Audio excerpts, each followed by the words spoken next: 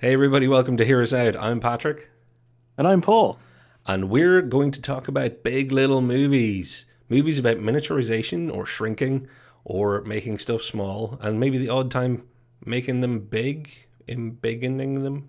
What the hell do you call that, Paul? Maximization. Okay, we're sticking with miniaturization movies today, folks.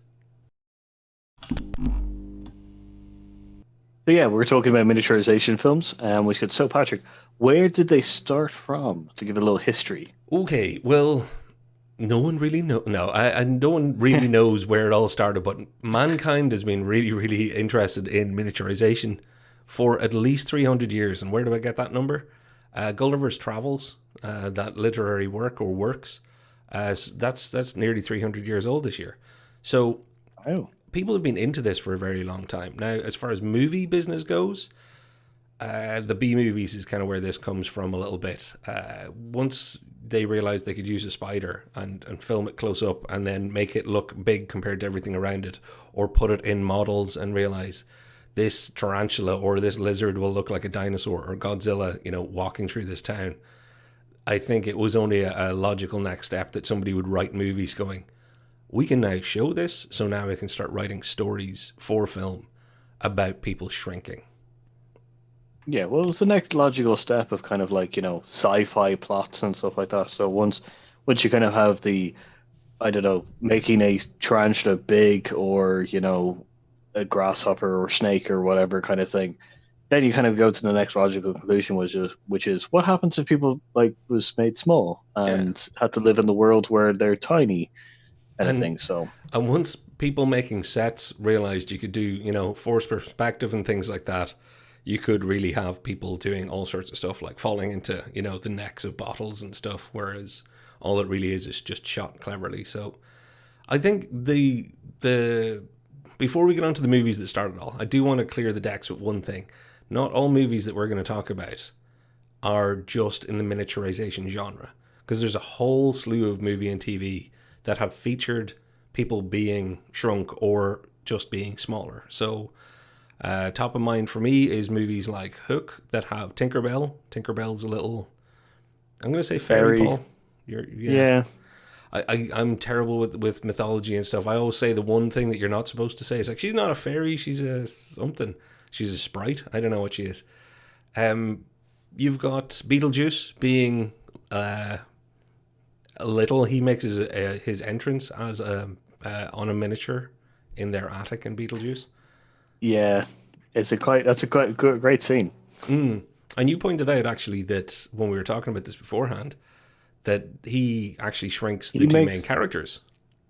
Yeah, because there's a scene where they have to dig him up.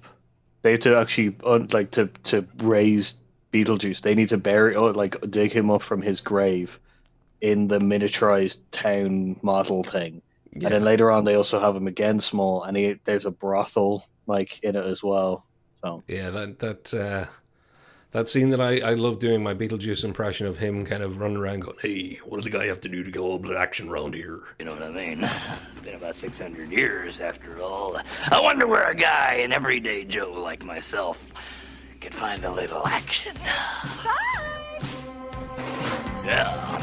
It's just pure Michael Keaton, pure Beetlejuice. It's going to be in a museum someday. Speaking of museums, actually, Night in the Museum or Night at the Museum, whatever that is, not nice. a That's it. miniaturization film, but half of the cast are from dioramas or whatever you call the small displays in museums. Yeah, like Owen Wilson plays, I think, a small cowboy in it, like a diorama cowboy and stuff. Yeah, and I think And I think Hank Robin Williams Azaria. as well. Yeah, and No, Hank Azaria is in the second one. Is it? There's a follow up film where he's like, I could be mixing this up. I think he's like Egyptian or some such. he's the Pharaoh guy. He's regular Oh, size. is he regular size? Because Okay. actually, because I also said Robin Williams, but actually Robin Williams is also regular size. Yeah, So well, Robin Williams was about my height, I think, so not regular sized, still a short arse. But a very talented short arse, unlike me. So that's the last time I'll ever compare myself to him. Then you've got hundreds of movies like The Fly. Even has the original has miniaturization insofar as one half of the person is fly sized. But then TV, I'm going to throw in the first one, and Paul, you've heard me talk about Misfits of Science before. Classically weird 80s TV show that was X-Men-ish. Courtney Cox's big break, or a big TV break. I don't know if they made more than a half a dozen episodes. But, you know, people had powers like telekinesis and shooting lightning from their hands and being able to run really quick. And the really tall guy had the ability to, as only kind of very hard-working 80s writers could come up with, the tall guy could shrink himself and become small. I think he might have been played by a basketball player or something, or just an actor who happened to be like 7'2". It's worth noting that, and I'm hoping that we can cut it in. I'm hoping I can find it somewhere. And I remember this from my childhood. The main actors, all in the intro, had their name come up. And all of the male characters, or male actors, had 3 names. So it was like John Michael Vincent, Rob Thomas Anderson, blah, blah, blah, blah, blah. And it was just weird because it's the most 80s thing that all of the male cast had 3 names. Why triple barrel names? Like, why? I don't know. Like, I do know, the one that I remember was like Dean Richard Martin or something like that. So he obviously was avoiding being called Dean Martin. The rest, I don't know. It was such a thing back there then. It was like Anthony Michael Hall, that guy was popular. You were either a Corey or you were a triple-barreled person. Weird. Triple-barreled names. Yeah, and shout out to the Coreys. Corey Heyman Fieldman. Yeah, you owned the 80s too. TV shows, though, for you, Paul, there's got to be hundreds of them. Take it away. So there's a couple. So there's a couple there. So like there's Deep Space Nine had an episode of miniaturization where the Doctor and I think either O'Brien or someone got shrunk in a shuttle. You've got like Charms where one of the sisters got miniaturized. You've got Farscape had it where I can't remember her name. The Peacekeeper Claudia Black plays her character. She gets shrunk. What else do you have? You have The Borrowers, the 1992 BBC film called The Borrowers, which is about like miniaturized people. God, what else do you have? A sci-fi. There's one show that's done everything, and that's Doctor Who. Yeah, Doctor Who did it a couple of times. The most recent one with Peter Capaldi. Peter Capaldi, yeah. Yeah, which is called like Inside the Dalek or something, or the Inner Dalek or something kind of weird. Then there's one that's a spin-off film or spin-off from one of the films that started this all as well, which is The Shrinking Woman. Yeah, and again, I don't know. That's one I haven't seen, but I would be very surprised if somebody hadn't made a shrinking TV show after the success of. Which is actually, that's a nice segue onto the movies part. Where did this start for the movies? For me, the seminal film is The Incredible Shrinking Man. Back in the 1950s. It was harrowing for me as a child. I got to watch that and probably not understand it on every level because it wasn't just about shrinking. It was about, the guy, he's fighting with spiders and trying to reclaim his manhood and feel important, and the cat is chasing him and all that good miniaturization stuff.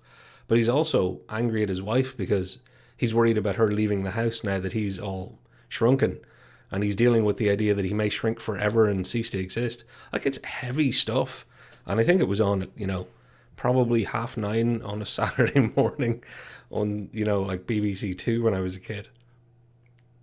I'm looking it up now. The Incredible Shrinking Woman was a sequel to the Incredible Shrinking Man. Oh, right. So there you go. Okay. That's also something that was very 50s, 60s, and 70s. If you make it with man in it, make it with woman or a girl in it. Bionic Man, Bionic Woman. Looking it up, it's 1957 was when the Incredible Shrinking Man came out. The Incredible Shrinking Woman didn't come out until 1981. Oh, wow. Yeah. There's somebody who was about to lose the rights to the Incredible Shrinking franchise. Very much so. It's well worth it, though, folks. It doesn't hold up visually on all fronts. It's impressive visually on some. Some of it is a bit like the Irish Leprechaun Museum, where it's just, you can tell they sat him in a massive chair that they just built oversized. But no, it's a pretty rocking film. Which is a great way of doing perspective. Oh, yeah. Oh, for sure. Like an If you amazing, can afford to build like. Okay, one last time. These are small, but the ones out there are far away. The next kind of big thing, and I'm going to throw it to you for what the other big kind of, I think it was 60s. It would have been the 60s. I better check my notes. I think it was around 65, 66. Are you referring to... Go for it. 1966, the Fantastic Voyage. Yes, that's the one. Thank you. Yeah. So yeah, it was made in 1966, the height of the Cold War as well. Um, which is it's one of the famous kind of trope, kind of like pinnacle sci-fi movies of like miniaturization. It's like I can't remember the full plot, but it's essentially a crew trying to help somebody. I think it's a rich philanthropist. It's a Russian defector, I think. That's the Cold War angle on it. I think it's a Russian defector or somebody like that. They want to go in and like save him from a blood clot or something, but they're going to become big in 20 hours. So that, it's one of these, are they going to explode through his head any minute kind of jobs? Yeah, it's a horrible, like, if we don't do this and get out, we will kill him. But if we don't do it, we'll also kill him. Yeah, and the weird thing is, as much as it's death either way, there is an extra thing for the audience of, that's a really gross way to go. Nobody wants somebody exploding into full size from inside them. That's just creepy. No, it's weird. But it's also, to be fair, it was Raquel Welch in that kind of that period where, and I think again I talked to you about this before. I loved watching those old Saturday morning and Sunday matinee movies. The Journey to the Center of the Earth, 10,000 Years BC, 10,000 Leagues Beyond the Sea. A lot of 10,000s and stuff. But those kind of real adventure movies that always used the kind of, we're going to blow up a bunch of balloons and pass them by the camera with some light on them, or we're going to shoot a lava lamp up close.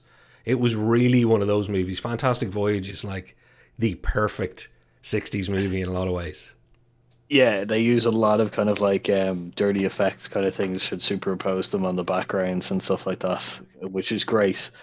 And it's like to see that kind of still, because they use the same kind of things for Wrath of Khan, the fight in the nebula. It's actually like a gigantic tank of water with a whole bunch of colors put in, and then the models are behind it. But they used a similar thing they used Fantastic Voyage, had the model like Stingray actually, with things superimposed on the back of it and stuff. So I loved Stingray. We're gonna do something about the old Gary Anderson marionette shows as well at some stage. Oh my god, you need to hear the Japanese version of the intro to Captain Scarlet. It is weird. Oh, fantastic! We're all googling that right now. Stop googling and watch the end of this episode. We'll put a link down below. But yeah, Fantastic Voyage. You have all those wonderful 60s things with the visuals. You also have, as we love to laugh about, old wire work. So you have got people swimming around, where it's really just people in spacesuits hanging on wires, flailing weirdly to try and look like they're swimming.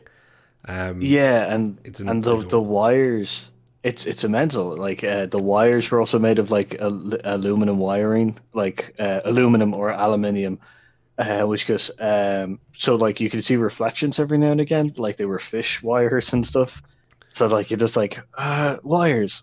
Well, it's it's tough for us to pick on them without kind of going, what did the Fantastic Voyage then lead us to years later? Like, for anybody out there who hasn't seen Fantastic Voyage and has seen this next one, you might be like, oh my god, it's not a complete remake, but definitely inspired by, and it's one of my favorite films. Paul, what is that film? Oh, it is so close to the bone with this one. Inner Space with Dennis Quaid and Martin Short and stuff. Yeah. Like, couldn't be better, kind of like, I guess, an homage to the old miniaturization in the, like, putting into the body kind of like films. Yeah. Like, man. And it's really your favorites. It is. It's one of my favorites. It's a Joe Dante film. Joe Dante, who made Gremlins, who went on to make Small Soldiers, which is another miniaturization-ish themed film because it's got miniatures. I think we're going to have to count it out on the technicality. It doesn't fit here. But Joe Dante made a film about putting Dennis Quaid in a small round spaceship and firing him into literally the ass of Martin Short, one of my favorite comedic actors, and having a little adventure with and Meg Ryan. And Robert Picardi? Robert Picardo from The Doctor from Yeah. Voyager.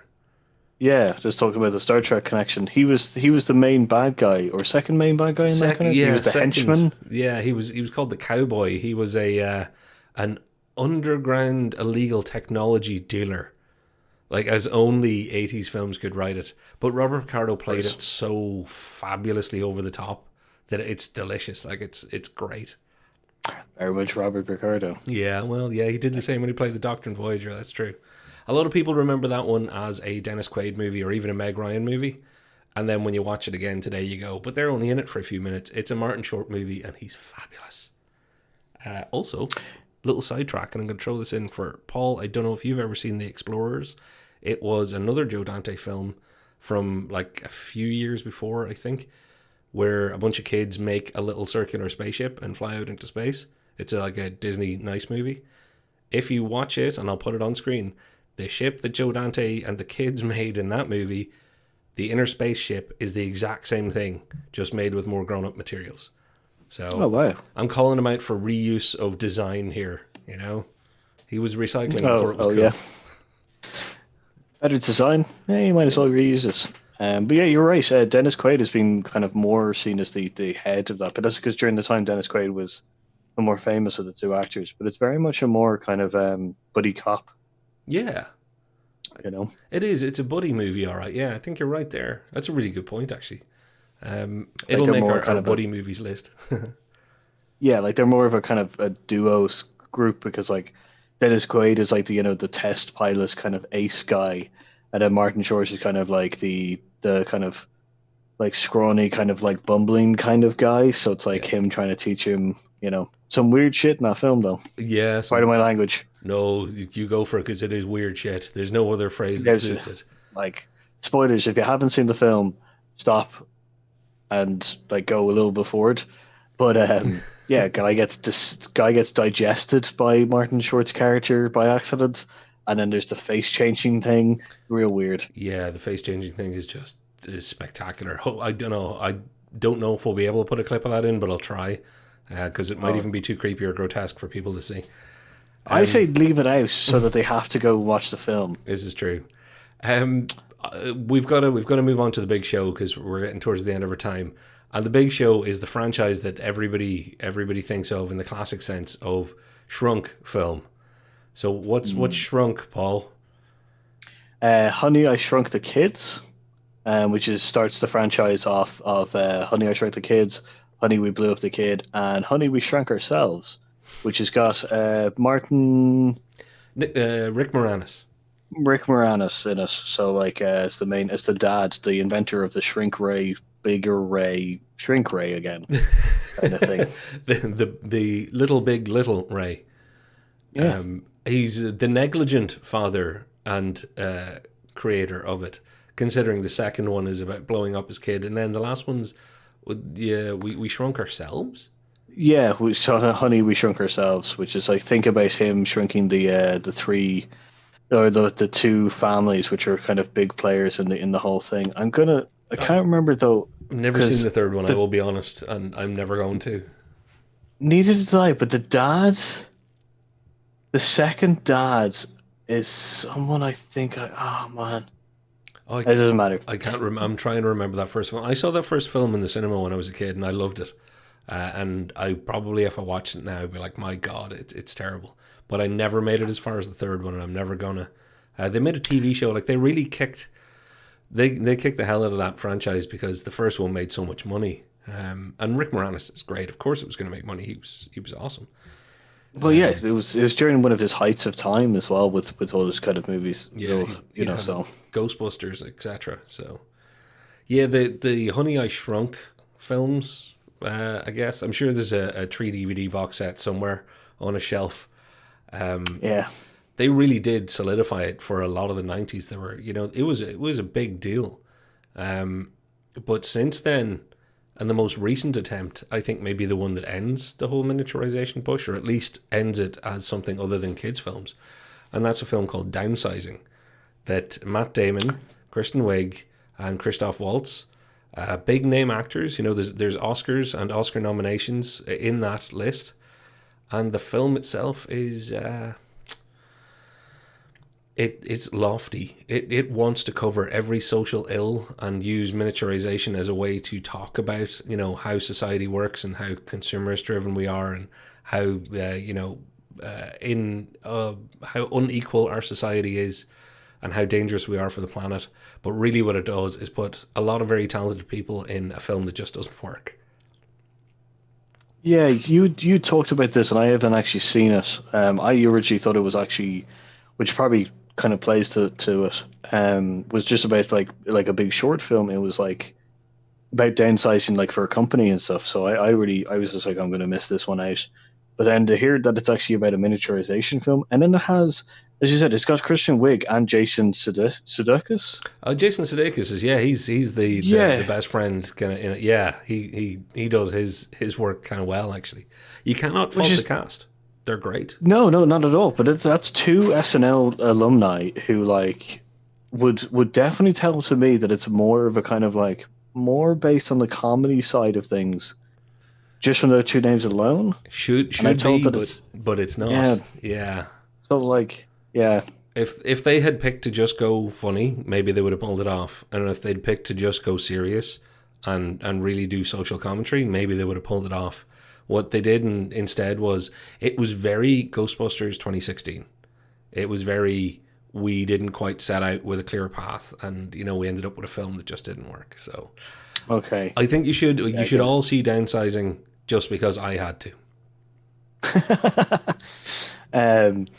Do you think that it's one for the nomination of a premise that was not used well?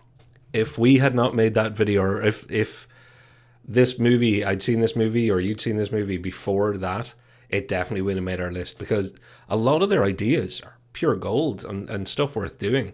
But now they've kind of ruined it, because it'll be very hard for anybody to go back and do it right. Hey, listen, we can always do an updated list of, you know, films that haven't done the premise right. That's true. Wasted premises. Wasted a premise. Yeah. Well, I want you to walk us home out of this, Paul, and I'm going to ask you the question of what do you think? What's your favorite, or what do you think the most important kind of miniaturization movie there is that we haven't covered? That we haven't covered. It's definitely probably Ant-Man and Ant-Man and the Wasp. They're the Marvel ones. Just because they're the probably most recent success stories of miniaturization. With Ant-Man coming right after Age of Ultron, and then Ant-Man and the Wasp coming out after Infinity Wars and stuff. So kind of the most recent ones, and also the ones that people would jump to quickest with this list. It's true. There's a very good chance that the thumbnail is going to have Ant-Man in it somewhere, just because when you think miniaturization these days, people will think, well, they'll think two things. They'll think Honey, I Shrunk the Kids, and they'll think Ant-Man. Yeah. Like, can't think of any other ones that really kind of jumped to mind in the sense. Like, the most important ones, I definitely says the one that blew open it would be Honey, I Shrunk the Kids, because that just blew up a franchise completely. Like, absolutely was. I remember when it came out in 1980. I don't remember when it came out because I wasn't old enough. But in 1989, it was quite big. And then I used to live through those films. Like, I watched that film so much that even now I can remember loads of scenes. So yeah. It's always the breakfast cereal scene in the Cheerios. That's what, anytime we've ever talked about it, it's the first thing that jumps to both our mind. Yeah, the Fruit Loops or Cheerios things. And then there's the other one with the ants. The ant that gets injured and they feed us like the marshmallow thing, and it becomes their friends. There you go. Good God. And you know what, folks? If we have missed one, that's a perfect time for you to head down to the comments below. Let us know what your favorite scene or thing or movie to do with miniaturization was. If you have any opinions on downsizing, we'd love to hear them too. But on your way to the comments, it's very, very important. It's a long way away, so you may have to take a break. And on your way, stop off and subscribe. Maybe hit a little like. Maybe even share with your friends. We would love to maximize or embiggen. We still don't know what the opposite of miniaturize is. We would love to grow our subscriber and viewer base, so we would appreciate the help and help us tickle that YouTube algorithm too. So, yeah, Paul, close us out, my friend. Well, thank you for watching. I've been Paul, And I've been Patrick. and we've been Here to Save. See you next time. Fern Gully. Damn it. There you go, Fern Gully. Yeah. Well, Watch it. it just made it in.